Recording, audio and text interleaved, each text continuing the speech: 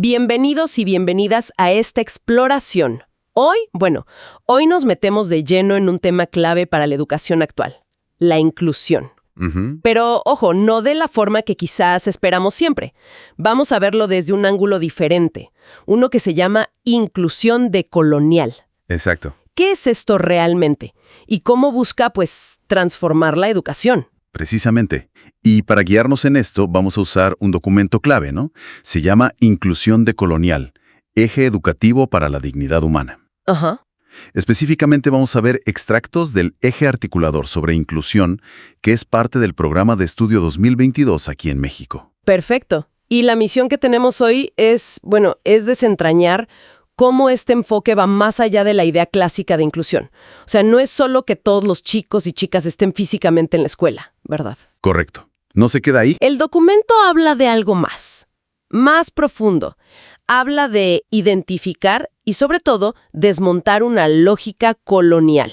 Una lógica colonial, sí. Y dice que esa lógica opera como por debajo del agua, en la vida diaria, y que es la raíz de muchas desigualdades.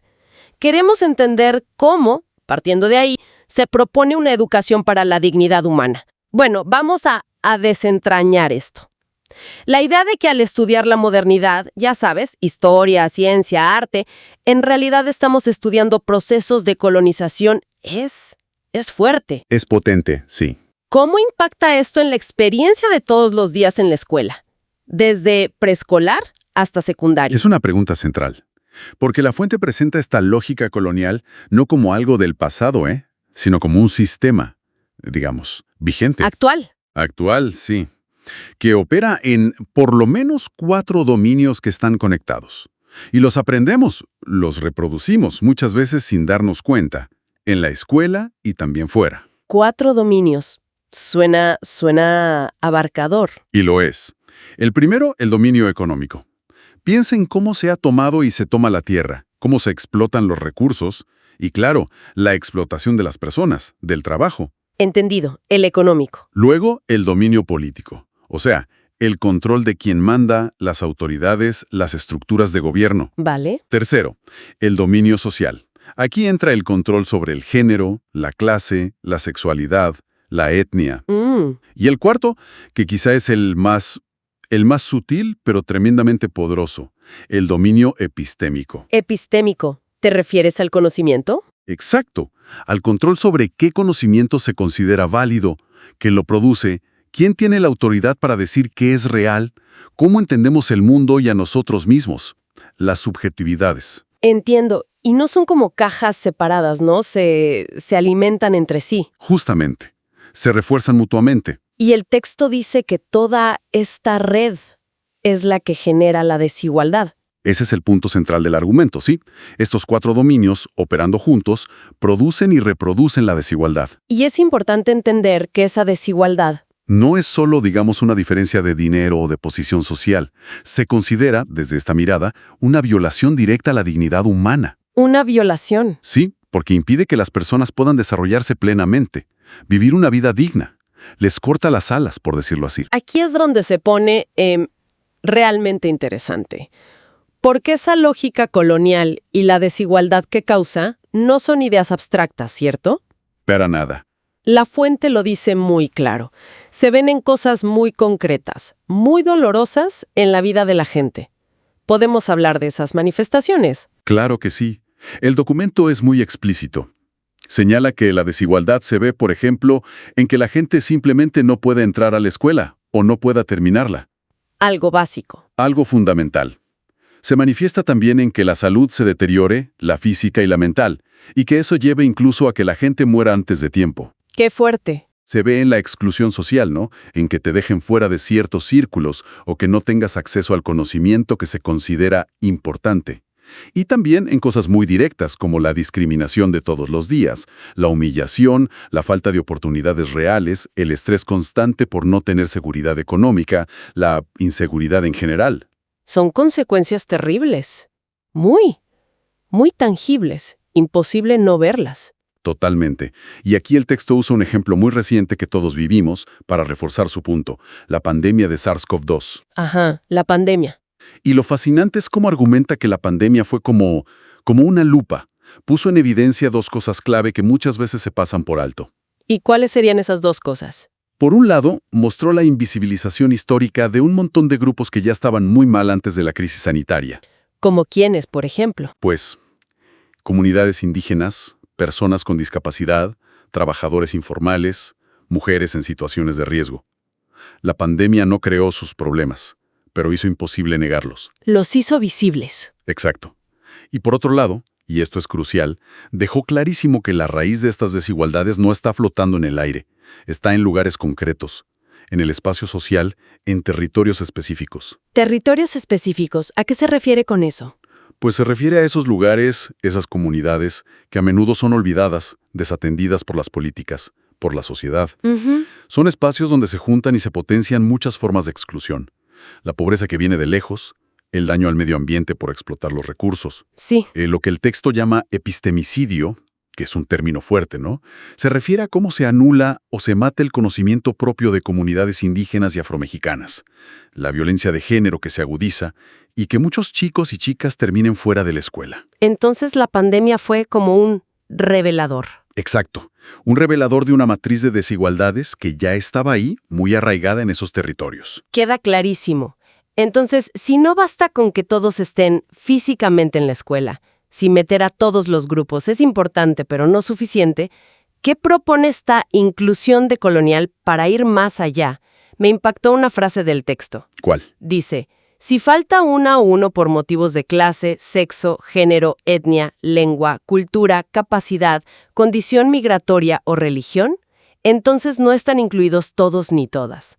Es un estándar altísimo. ¿Cómo se puede aspirar a eso en una escuela con toda su complejidad? Es una vara alta, sí, sin duda. Porque busca un cambio profundo, ¿no? Lo que propone el documento es construir activamente una perspectiva comunitaria. Perspectiva comunitaria. Y no es solo un eslogan, ¿eh? Implica cambiar la forma de funcionar de la escuela. Significa que cada acción, cada decisión, cada relación dentro de la escuela, sea individual o colectiva, en la ciudad o en el campo, tiene que estar enfocada conscientemente en lograr esa inclusión total y crítica. ¿Y cómo se hace eso? ¿Qué acciones implica esa perspectiva? El texto da varias pistas concretas. Habla, por ejemplo, de acompañar de verdad a las familias, entender dónde viven, qué desafíos tienen. Ajá. Señala el papel clave de las reuniones de consejo técnico escolar. Deberían ser lugares para analizar en serio quiénes faltan y por qué, y para pensar estrategias juntos. No solo para lo administrativo. Exacto. Habla del trabajo entre docentes, de colaborar, compartir lo que funciona y lo que no. Resalta también usar todos los espacios de la escuela, no solo el salón. También los talleres, el patio, la biblioteca, como lugares para aprender, incluyendo a todos. Aprovechar todo. Y, muy importante, pone el foco en cómo son las relaciones entre maestros y estudiantes. Tienen que basarse en el respeto, en reconocernos mutuamente. Entonces, no es solo tarea de los directivos o de algún especialista. Es un compromiso de toda la escuela. Exacto. De toda la comunidad escolar. Implica estar vigilando activamente, todos. Una conciencia constante. Una conciencia colectiva y permanente sobre esas ausencias y por qué ocurren. La pregunta siempre tiene que ser, ¿quién no está? ¿Por qué? ¿Qué barreras hay? Y sobre todo, ¿qué podemos hacer juntos para quitarlas? Entendido ese enfoque hacia adentro, pero el texto también mira hacia afuera, ¿no? Conecta esto con la globalización. Así es. Vivimos en un mundo hiperconectado. Información, cultura, dinero, gente que va y viene.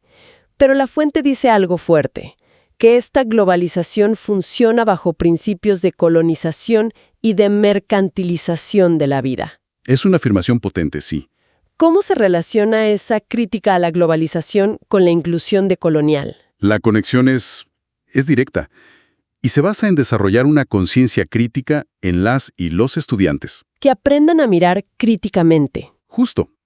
La perspectiva decolonial dice que es clave enseñar que el mundo globalizado no es igual para todos, no es neutral ni beneficia a todos por igual. Ujú. Y aquí, otra vez, la pandemia sirve de ejemplo perfecto. Demostró crudamente que quienes pueden acceder a los supuestos beneficios de la globalización, comunicación instantánea, trabajar desde casa, acceso a buena información, a servicios médicos, son, sobre todo, los que ya tienen ciertos capitales. Capitales. Sí, capital económico, claro, pero también tecnológico, social, cultural, educativo. O sea que la globalización, lejos de igualar, puede hasta aumentar las diferencias si no la vemos con ojo crítico. Precisamente, puede reproducir y hasta amplificar las desigualdades que ya existen. Y eso nos lleva a las narrativas, ¿no? A las historias que nos cuentan y que contamos. Exacto. La perspectiva decolonial impulsa a que los estudiantes aprendan a cuestionar esas visiones que se presentan como las únicas, como universales, pero que en realidad son solo una parte de la historia. El texto pone mucho énfasis en desafiar lo que llama el pensamiento único universal. Suena importante eso. ¿Qué es exactamente el pensamiento único universal? Según la plantea el documento, es esa visión del mundo que, aunque viene de una experiencia histórica y cultural muy específica, principalmente eurocéntrica, masculina, patriarcal, heterosexual, se ha impuesto o se presenta como la única válida, como la medida de todo lo demás. ¿Como si fuera la única forma de ver las cosas? Exacto. Y al querer ser universal, lo que hace es ignorar o descalificar o hacer invisibles la enorme diversidad de conocimientos, de experiencias, de formas de ver el mundo, de formas de vida que existen en el planeta. Claro. Entonces, cuestionar ese universalismo abstracto es, para la perspectiva decolonial, un paso necesario para una inclusión real que valore la diversidad de verdad. Entiendo la crítica.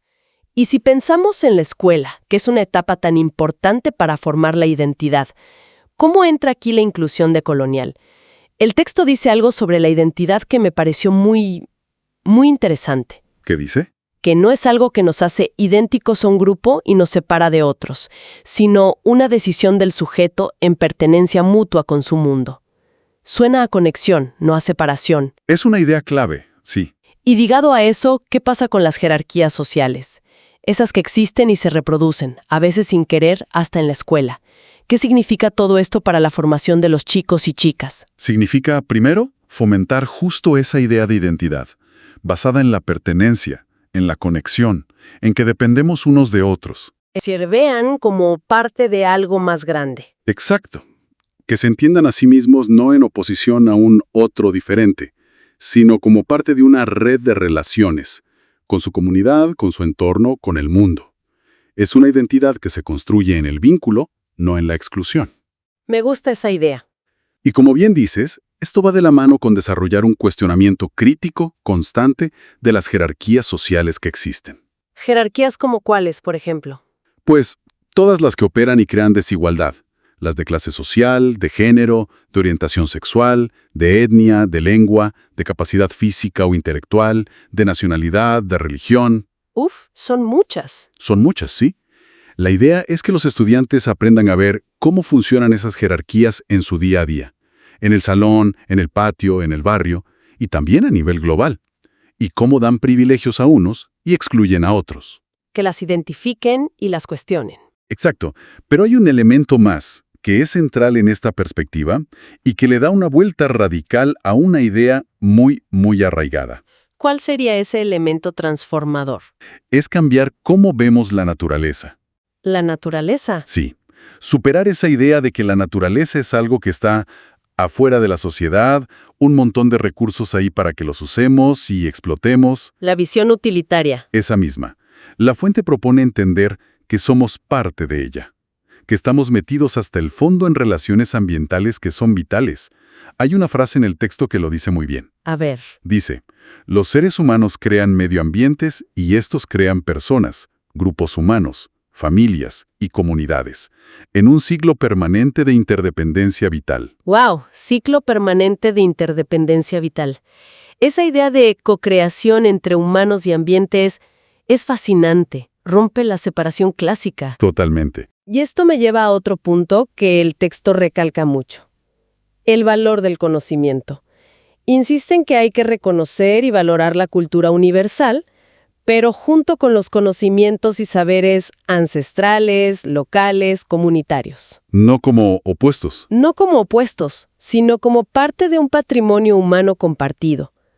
Y alerta del riesgo de que esos saberes comunitarios, indígenas por ejemplo, se los apropien, los conviertan en mercancía, en propiedad privada. Un riesgo real. ¿Cómo se fomenta en la práctica ese respeto y, sobre todo, ese diálogo entre distintos saberes? Aquí es donde el documento trae un concepto importante, las epistemologías del sur. Epistemologías del sur.